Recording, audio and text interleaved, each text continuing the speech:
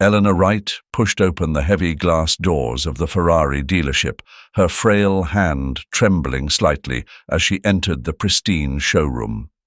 The stark contrast between the world outside, where her worn shoes had shuffled over cracked sidewalks, and the gleaming, polished marble floor inside could not have been more jarring. She stood for a moment, absorbing the sight of the luxury vehicles around her, each one a testament to excess and affluence. Her attire was markedly out of place in this temple of opulence. Eleanor wore a faded floral dress, its hem slightly frayed from years of wear. A threadbare cardigan clung to her thin frame, the elbows patched in a manner that suggested more necessity than style. Her shoes, once black but now scuffed and worn to a dull grey, bore the marks of countless miles. A small, well-used leather handbag hung from her shoulder, the clasp tarnished and struggling to hold together the worn edges. She stood with a quiet dignity, despite the stark reality that she did not belong here, at least not by the standards of those who frequented such places. Across the room, Mr. Hayes, the manager, raised his head from behind his polished mahogany desk. His eyes narrowed as they fixed on Eleanor, a flicker of disdain quickly clouding his features. He was a man accustomed to assessing potential customers at a glance, and Eleanor's appearance immediately registered as not worth the time. "Who let her in?" he muttered to a nearby salesman, a young man named Greg, who was busy arranging brochures for the latest models. Greg glanced over at Eleanor and smirked. "Probably lost," he said under his breath, though loud enough for those nearby to hear. Eleanor's presence had not gone unnoticed by the other employees either. They exchanged knowing looks, subtle smirks playing on their lips as they observed her from a distance. One of them, a woman with sharply tailored clothes and a precise bob haircut, leaned over to her colleague. "Do you think she knows where she is? Poor thing must be confused," she said, her voice dripping with faux sympathy. Eleanor, despite the whispers, kept her focus. She approached the closest car, a bright red Ferrari Portofino, its sleek lines and polished chrome gleaming under the showroom lights. The car was stunning, an embodiment of speed and luxury, exactly the kind of vehicle James had always dreamed of. She ran her hand lightly along the smooth surface, feeling the cool metal beneath her fingers. "Excuse me, ma'am," a voice cut through her moment of reflection. Eleanor looked up to find Greg standing a few feet away, his expression a blend of impatience and irritation. "Can I help you with something?" His words were polite enough, but the tone was unmistakably condescending. Eleanor met his gaze with a steady calmness, her blue eyes bright but tired, the wisdom of years reflecting back at him. "I'm interested in this car," she said quietly, her voice steady but soft, as though each word carried the weight of a long journey. "It's for my husband." Greg's eyebrows shot up and he exchanged a glance with another salesman who barely suppressed a chuckle. "Right, of course," Greg replied, his voice laced with disbelief. "But, these cars, well, they're quite an investment. Maybe you'd be more comfortable with something else. We could arrange for you to see some, more affordable options." As he spoke, Greg's gaze drifted over Eleanor's attire, the judgment in his eyes thinly veiled. It was clear that he considered her out of her depth, like a fish on dry land, floundering in a world far beyond her reach. Mr. Hayes, who had been watching the interaction from across the room, decided it was time to intervene. He strode over, his polished shoes clicking sharply against the floor. "Is there a problem here, Greg?"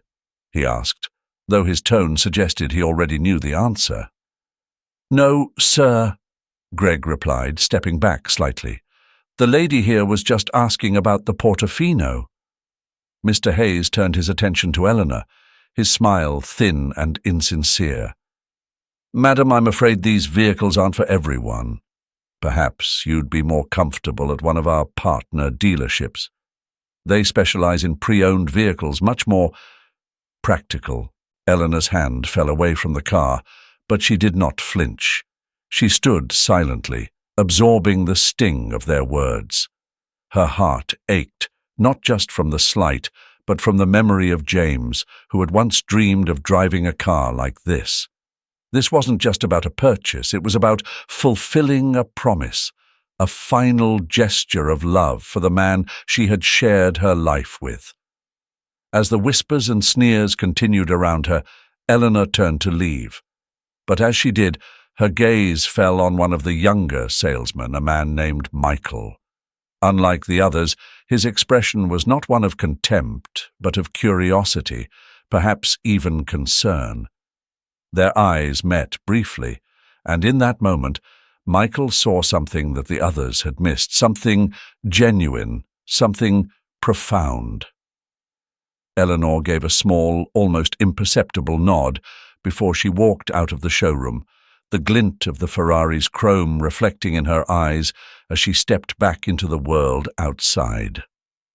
Michael watched her go, a question forming in his mind, a seed of doubt about the assumptions they all had made. As the glass doors closed behind her, the showroom seemed just a little colder, the laughter a little too harsh, and Michael, unable to shake the image of the dignified old woman, felt a stirring of something he couldn't yet name. Michael couldn't shake the image of Eleanor as she left the dealership. The quiet determination in her eyes had stirred something deep within him, a sense of unease that wouldn't let go. After a moment's hesitation, he followed her out, stepping into the crisp air of the late afternoon.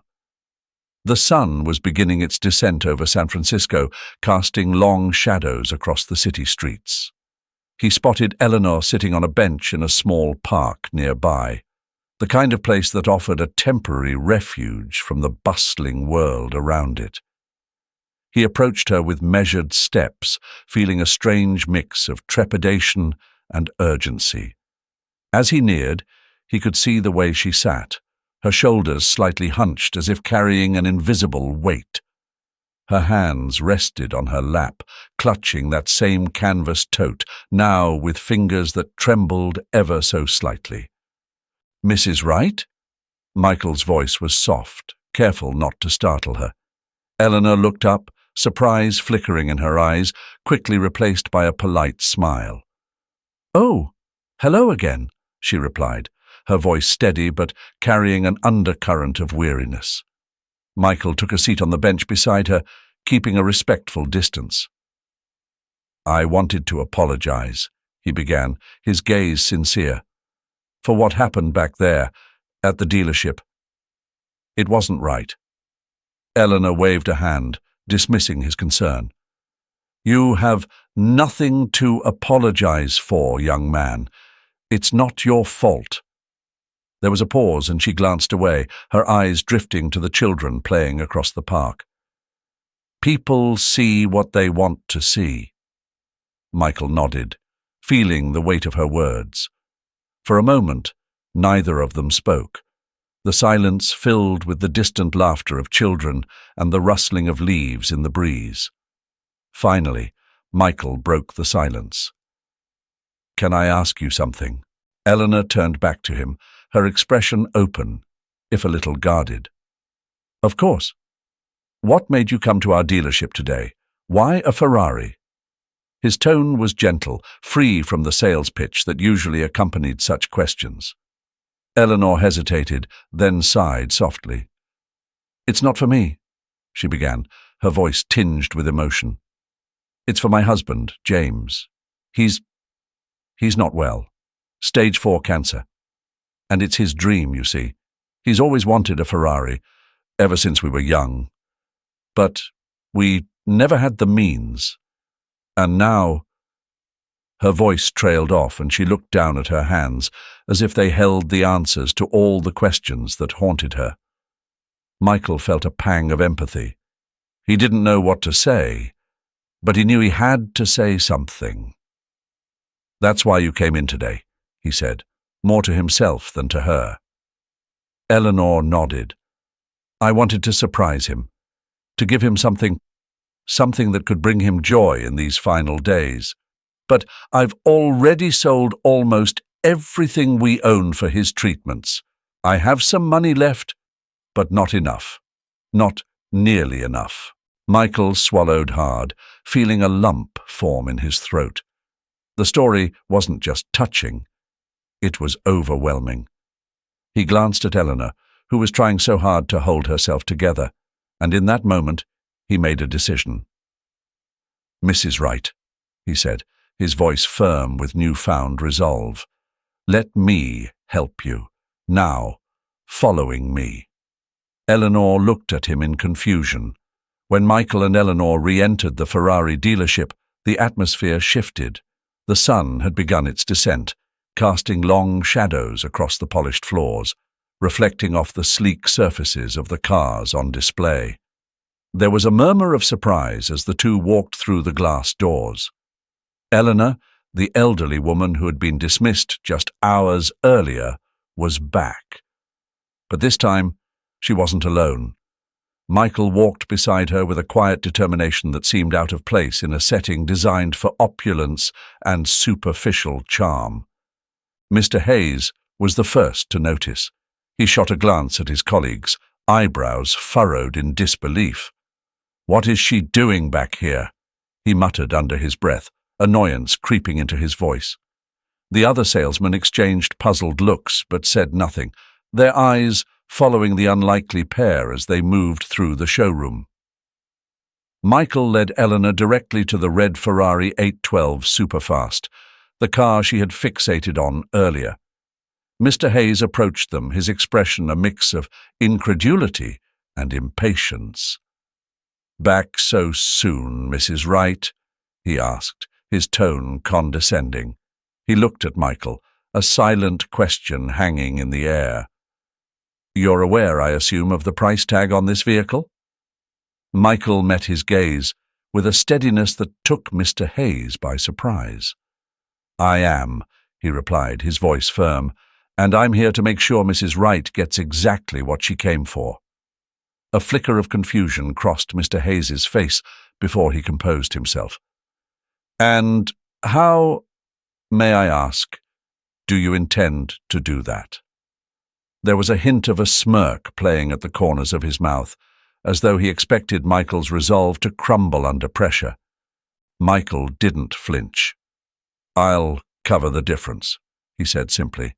"I'll use my savings and take on a loan against my salary for the next year." The words hung in the air, and for a moment there was nothing but silence.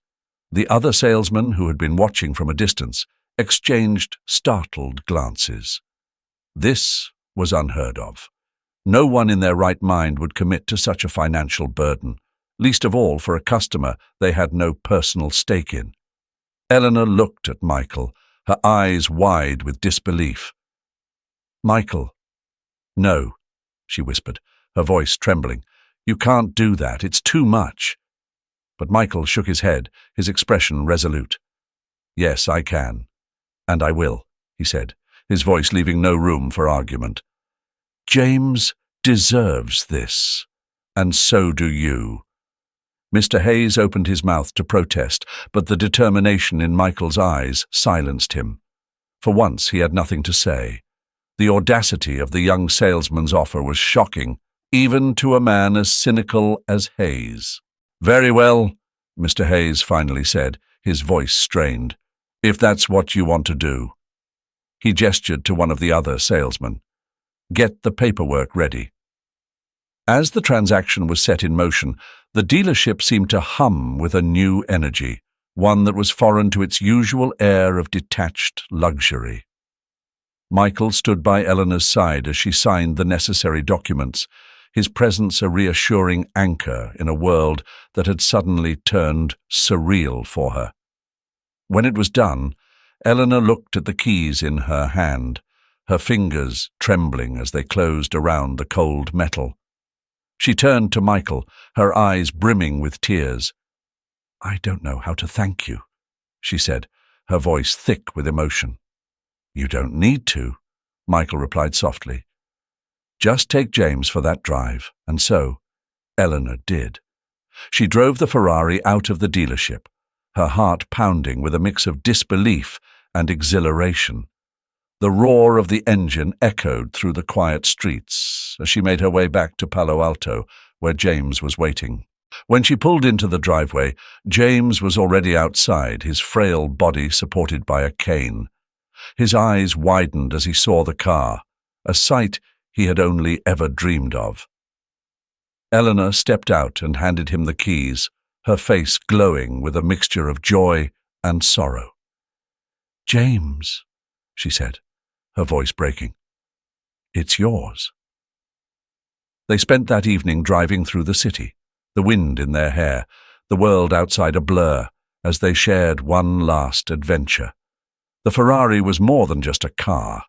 It was a symbol of a life lived together, of dreams fulfilled at the very end. That night, as James lay in bed, a smile still on his lips, he passed away peacefully in his sleep. And Eleanor, despite the crushing weight of grief, knew that she had given him the greatest gift of all, one last moment of pure, unbridled happiness. It had been only a few days since James passed away, but to Eleanor it felt like both a lifetime and an instant. The morning air in San Francisco was crisp, carrying the promise of a new day, but Eleanor's mind was still wrapped in the fog of recent grief. Even so, she knew there was one last thing she needed to do, something James would have wanted, something that had been weighing on her heart ever since she had driven the Ferrari home. The dealership looked just as it had when she first walked through its doors. Though this time, Eleanor was different. She had chosen her outfit carefully, a tailored navy dress, modest yet elegant, and a string of pearls that James had given her on their 40th wedding anniversary. Her gait was slow, but purposeful as she approached the entrance, the polished glass doors reflecting the sunlight. With a deep breath, she stepped inside. The reaction from the staff was immediate. The air of condescension that had marked her previous visit was replaced with a stunned silence. Mr. Hayes, standing behind the front desk, nearly dropped the phone he was holding. He recognized her immediately. How could he not? But the woman before him now seemed worlds apart from the one he had dismissed just days earlier. "Mrs. Wright," he said, his voice tinged with genuine surprise, struggling to regain his composure. "We didn't expect to see you again so soon." Eleanor smiled, a small but genuine curve of her lips. "I'm sure you didn't," she replied, her tone calm yet firm. There was no bitterness, no lingering resentment, just a quiet resolve. Michael, who had been in the middle of assisting another customer, caught sight of Eleanor and quickly excused himself. His heart skipped a beat as he approached her, not out of fear, but out of a deep respect that had only grown since the last time they met. "Mrs. Wright?" he said warmly. "It's good to see you again." "And you, Michael," she responded, her eyes softening as they met his. "Thank you for everything." There was a pause, one that Michael filled with a nod of understanding, but before he could say anything further, Mr. Hayes, still trying to make sense of the situation, interjected.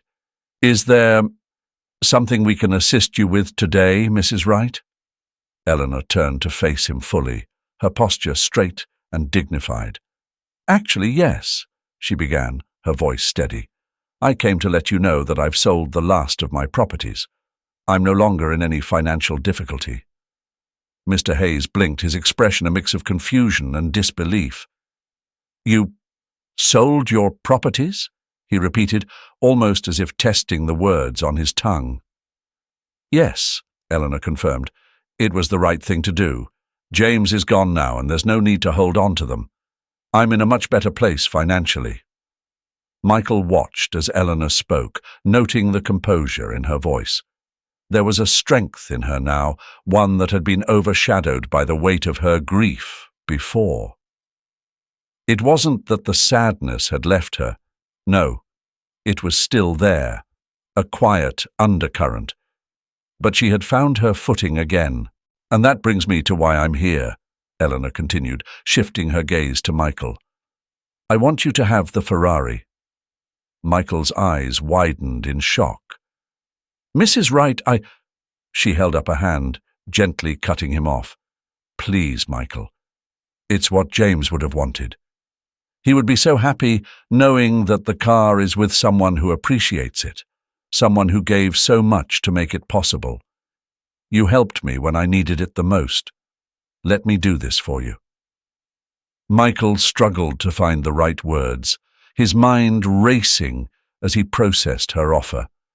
The Ferrari wasn't just a car. It was the fulfillment of a dream, the embodiment of a life shared between two people who had loved each other deeply. And now Elena was asking him to take it, to carry forward a piece of that dream. Mrs. Wright, I don't know what to say, he finally managed, his voice thick with emotion. This is too much. I didn't help you for any kind of reward. Elena's smile was gentle, filled with a warmth that seemed to chase away the shadows that lingered around them. I know that, Michael. That's exactly why you deserve it. For a moment, Michael stood there, torn between his gratitude and the overwhelming sense that he was unworthy of such a gift. But as he looked into Elena's eyes, he saw the sincerity there, the unwavering conviction that this was the right thing to do. And so he nodded, accepting her offer not as a prize, but as a responsibility, a way to honor the memory of James and the kindness that had brought them together. Thank you, he said quietly, his voice filled with sincerity. I'll take good care of it. I promise. Elena placed the keys in his hand, her fingers lingering for just a moment before pulling away. I know you will, Michael, she said softly. And that's all I could ever ask for. The late afternoon sun bathed the winding roads of San Francisco's outskirts in a warm, golden light.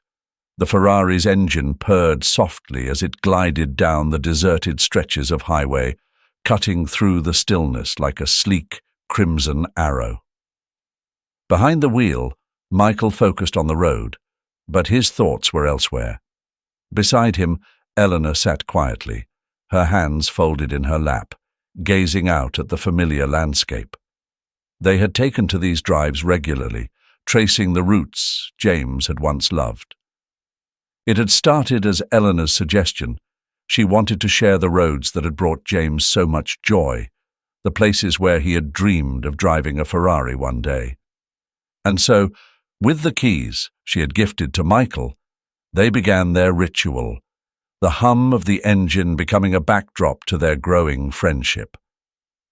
James used to love this stretch, Eleanor said, her voice carrying a wistful note.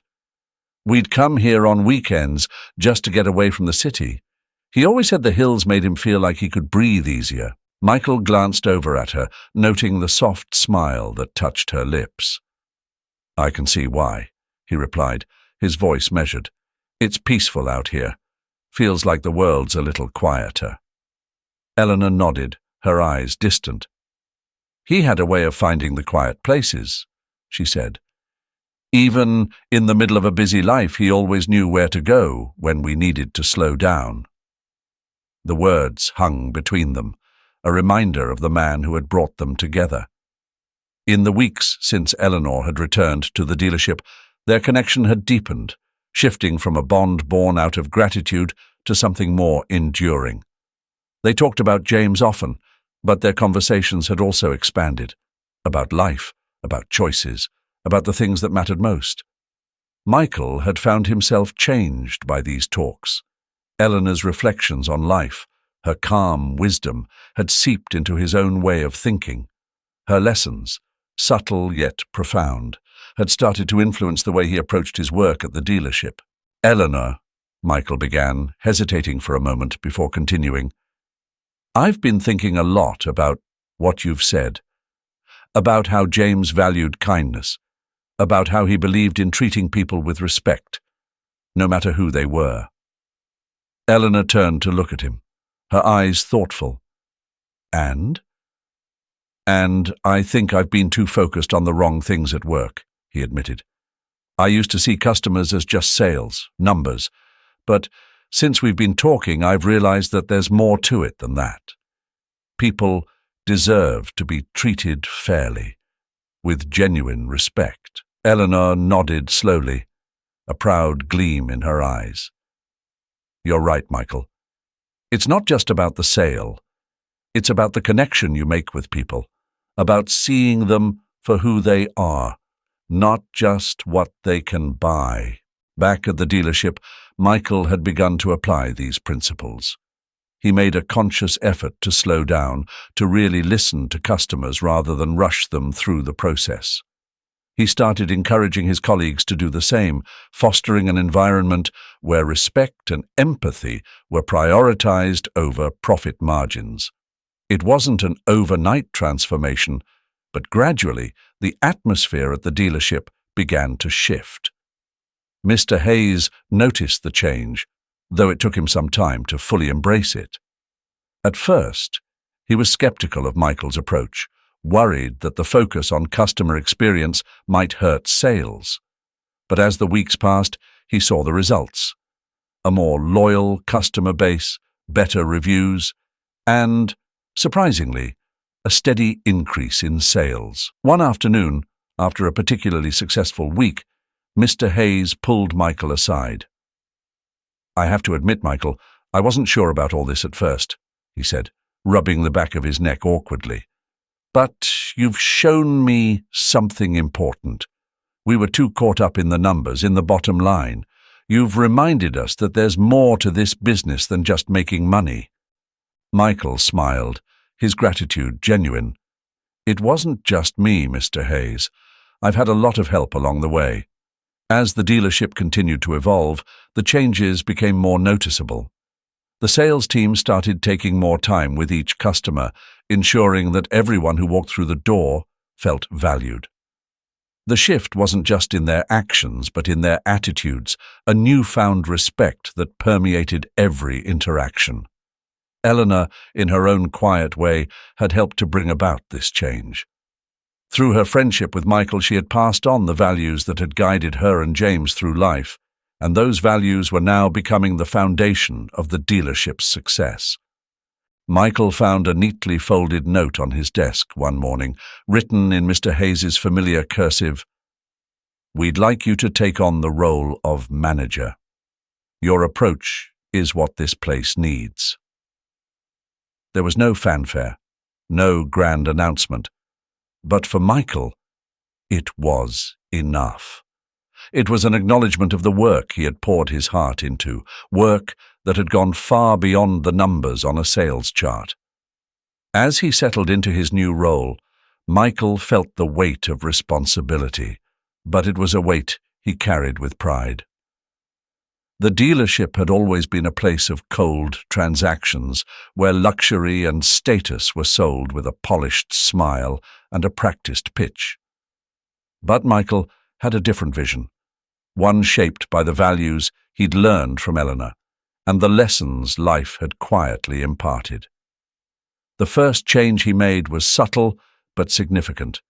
He called a meeting with the staff, gathered them around in the break room where the sterile, businesslike atmosphere softened under the warm, yellow light. He spoke plainly, his voice calm but firm. "We're not just selling cars," he began, meeting the eyes of each person in the room. "We're building relationships. What we do here isn't just about the product.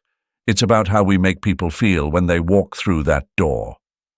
And it wasn't long before the customers noticed. Word began to spread about the changes at the dealership. Clients who had once felt like mere transactions now spoke of their experiences in glowing terms. They appreciated the warmth, the genuine interest Michael and his team took in their needs. The showroom, once a space of quiet opulence, began to buzz with a different energy, one that was welcoming, almost familial. Under Michael's leadership, the dealership became more than just a place to buy high-end cars. It became a destination, a place people visited not just to browse, but to be treated with the kind of respect and dignity that had become rare in such a high-pressure environment. Sales numbers improved, but more importantly, the dealership's reputation soared. People knew that when they stepped through those glass doors, they were entering a place where they mattered.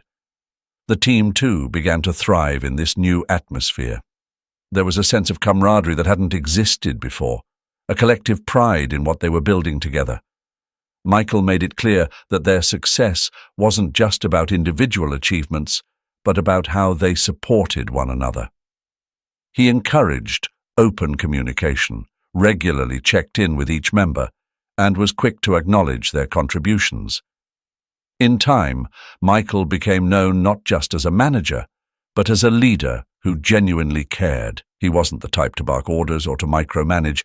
Instead, he inspired through his actions, through his consistency and his unwavering commitment to the values he preached. His approach was simple but profound. Treat everyone, customers and colleagues alike, with the same kindness and respect. The dealership's transformation was undeniable. People began to talk about it as a place where something special was happening. Local publications ran stories, not just about the cars, but about the culture that Michael had cultivated. And while the numbers told a story of success, it was the intangible qualities, the atmosphere of mutual respect, the genuine connections, that truly set the dealership apart. As he walked through the showroom one evening, long after the doors had closed for the day, Michael allowed himself a moment of quiet reflection. The sun was setting, casting a golden glow across the polished cars. And, in that light, he saw the reflection of everything he had worked for. Not just the success of the business, but the sense of purpose that now permeated every corner of the dealership. It wasn't just about the cars anymore. It was about the people, their stories, their dreams, their dignity. And as Michael stood there, he knew that this was just the beginning. The values he had brought into the dealership were no longer just his own. They had become the heartbeat of a place that was more than just a business. It was a community, built on kindness and respect, a place where everyone, no matter who they were, was treated like family. The Bay Area morning was cool and misty, a thin veil of fog drifting off the Pacific and curling through the streets of San Francisco. Elena Wright sat by the large window in her modest apartment, watching as the city slowly came to life. The coffee in her hands had long gone cold, but she didn't notice. Her thoughts were far away, circling around a new idea that had taken root in her mind, something that had been growing since James's passing. In the weeks following his death, Elena found herself at a crossroads. The grief was still there, an ever-present weight in her chest, but it was no longer paralyzing. Instead, it had begun to transform into something else, a drive, a need to do something meaningful with the time she had left. She owed that much to James and to herself. Her decision to sell the last of her properties had freed her from financial constraints, but it had also left her with a sense of responsibility. The money wasn't something she wanted to hold on to. It was a means to an end, a tool to be used for good. And then there was Michael, whose kindness had sparked this new chapter in her life. His selflessness had shown her the power of compassion, and it was that very compassion she now felt compelled to share with others. Elena stood up, leaving the untouched coffee behind, and walked to her desk. The papers spread out across it were filled with notes and ideas, outlines of what she envisioned as a program that could change lives. She picked up a pen and began to write, the ink flowing smoothly across the page as she sketched out the final details of what would soon become the Elena Wright Foundation. The foundation would be a beacon for those who had been overlooked, a lifeline for the elderly in the Bay Area who had nowhere else to turn. Elena knew all too well the loneliness that could creep in with age, especially for those who had lost loved ones or who had fallen on hard times. Financial support was one thing, but Elena wanted to go further. She wanted to offer comprehensive care, medical assistance, counseling, and, most importantly, companionship. She imagined the smiles of the elderly she would help, the relief they would feel knowing someone cared. It wasn't just about providing material support, it was about restoring dignity, offering hope. As she wrote, Elena's heart swelled with a sense of purpose she hadn't felt in years. The phone rang, pulling her out of her thoughts. It was Michael, his voice warm and familiar. "Mrs. Wright, how are you?" "I'm well, Michael," she replied, a smile in her voice. "In fact, I've been working on something that I think you might like to hear about." There was a pause on the other end of the line, and Eleanor could almost picture the way Michael's brow furrowed in curiosity. "Oh? What's that?" "I've decided to start a foundation," she said, her voice steady, "for the elderly in our community, those who are alone, sick, or struggling. I want to use the money from selling my properties to fund it. It's something I've been thinking about for a while now." Michael was silent for a moment, and when he spoke again, there was a note of admiration in his voice. "That's incredible, Mrs. Wright. I think it's a wonderful idea. How can I help?" Eleanor's smile deepened. "I was hoping you'd say that. I'll need help getting it off the ground, spreading the word, finding people who need our support, and maybe even securing additional funding. You've been such a help to me, Michael.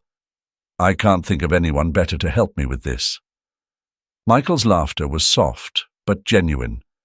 "I'd be honored. Just tell me what you need." Over the next few weeks, Eleanor and Michael worked closely together, their bond growing stronger with each passing day.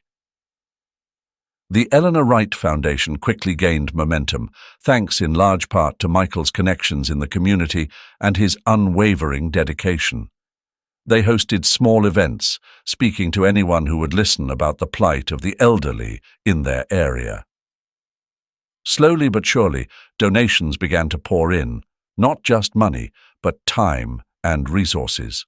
Volunteers signed up to visit the elderly, to sit with them, listen to their stories, and provide companionship that so many had been lacking. It had been months since she had launched the foundation in James's memory, months filled with meetings, phone calls, and endless planning. Yet, despite the busyness, Eleanor always found time to connect personally with those her work was helping. To her, the foundation wasn't just an organization, it was an extension of the values she and James had lived by, a way to ensure that even in their absence, the principles of kindness and empathy would continue to thrive. As she stepped up to the podium, the room quieted, the murmurs of conversation fading into an expectant hush. Eleanor adjusted the microphone, her hands steady despite the gravity of the moment. She had spoken at events like this before, but each time felt new, as if she were rediscovering her own voice through the stories she shared. "Thank you all for being here," Eleanor began, her voice clear and warm. "When I first started this journey, it was simply to honor the memory of my husband, James. He was a man who believed deeply in the power of kindness, in the idea that every small act of goodwill could ripple outwards, touching more lives than we might ever know." She paused, letting the words settle into the room, into the hearts of those listening. "James taught me that life isn't about what we own or the titles we carry. It's about how we treat the people we encounter along the way. It's about the choices we make when no one else is watching." The audience remained silent, many nodding in agreement, others with tears in their eyes. Elena's story had become well known in the community, how she had walked into a Ferrari dealership not for herself, but to fulfill her husband's dying wish. How, in doing so, she had sparked a chain of events that had transformed not only her own life, but also the lives of countless others. As I look out at all of you, she continued, her gaze sweeping the room, I see a community that has come together, not because of wealth or status, but because of a shared belief in something greater. The foundation we've built is proof that when we act with compassion, we create a force that is stronger than any hardship we might face. In the months since its inception, the foundation had grown beyond what Elena had ever imagined. What started as a simple idea to provide support to the elderly had expanded into a multifaceted organization offering everything from medical care to companionship, legal assistance, and financial aid. The community had embraced the Foundation's mission wholeheartedly, and Elena had become a symbol of hope and resilience.